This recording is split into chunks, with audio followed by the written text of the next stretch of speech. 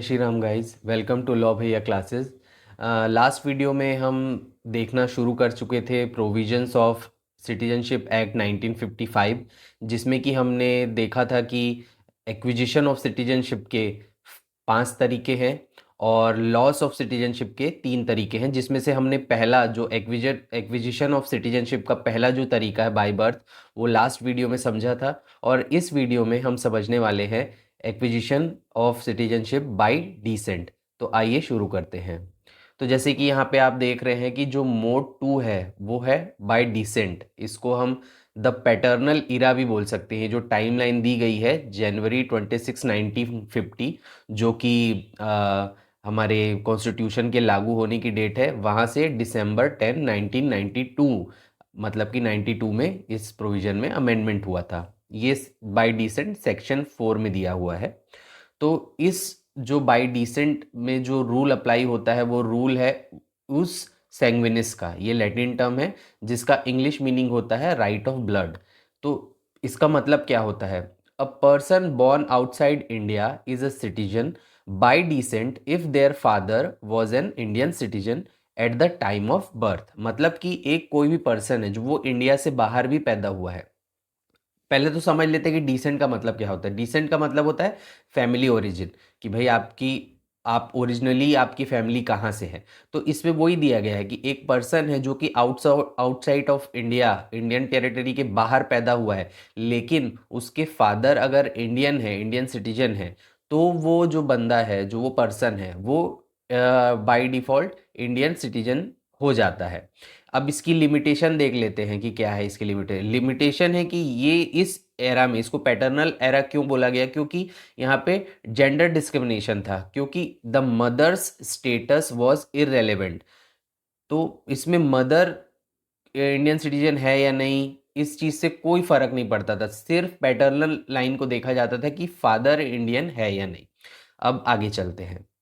उसके बाद ये देख सकते हैं यहाँ पे the shift to gender neutrality, और इसका टाइमलाइन है 9 दिसंबर 10 92 से दिसंबर 3 2004। तो इसमें 92 में अमेंडमेंट हुआ है। अब क्या अमेंडमेंट हुआ है? द न्यू रूल क्या है? A person born outside India is a citizen if either parent, mother और father, was an Indian citizen at the time of birth. तो इसमें जो जेंडर डिस्क्रिमिनेशन था उसको सही कर दिया गया, और ये बोला गया कि जो सिर्फ पैटर्नल लाइन को देखते थे हम, तो यहाँ पे ऐसा हो गया कि मदर और फादर अगर दोनों में से एक इंडियन सिटीजन है, तो भी वो जो पर्सन जो आउट ऑफ इंडिया बॉर्न हुआ है वो इंडियन सिटीजन हो जाएगा बाय डिफॉल्ट। अब इसमें क्या हुआ था कि जो जेंडर बायस था उसको सही किया गया था, वुमेन्स को इक्वल राइट दिए गए थे। आइए आगे बढ़ते हैं। अब अभी जो प्रेजेंट में चल रहा है, जो ये थर्ड टाइमलाइन है दिसंबर 3 2004 से प्रेजेंट की, तो अभी क्या रूल चल रहा है, अभी क्या चेंजेस हुए हैं? तो इसमें जो करंट रूल है हम देखेंगे कि birth outside India does not automatically grant citizenship anymore. पहले क्या हो रहा था कि कोई भी पर्सन बाहर बॉर्न हुआ इंडिया के, उसके मदर या फादर इंडियन है, तो वो ऑटोमेटिकली इंडियन सिटीजनशिप उसको मिल जा रही थी, लेकिन ऑटोमेटिकली मिल जा रही थी। लेकिन यहाँ पे अब नया रूल आ गया कि ऑटोमेटिकली नहीं मिलेगी। अब इसमें दो कंडीशंस ऐड कर दिए गए हैं। दो कंडीशंस क्या हैं? पहला है registration. Birth must be registered eight an Indian consulate with in 1 year of occurrence. मतलब कि कोई भी बच्चा अगर आउटसाइड आउटसाइड ऑफ इंडिया पैदा होता है, तो उसके जन्म के 1 साल के अंदर वहाँ की जो इंडियन एम्बेसी है, इंडियन कॉन्सुलेट है, वहाँ पे उसके बर्थ को हमको रजिस्टर कराना पड़ेगा। जो उसके पेरेंट्स हैं उनको रजिस्टर कराना पड़ेगा। और सेकंड कंडीशन क्या है? डिक्लेरेशन। सिर्फ रजिस्ट्रेशन इनफ नहीं है, वहाँ पे एक डिक्लेरेशन भी, एक एफिडेविट भी देना पड़ेगा। Parents must provide an undertaking that the minor child does not hold a passport of another country।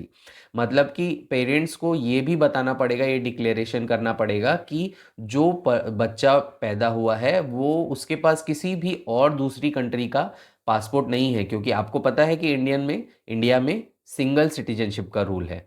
तो इस तरह से ये रूल धीरे धीरे करके इवॉल्व हुआ है, और अभी की जो कंडीशन है वो हमने लास्ट स्लाइड में देखी है।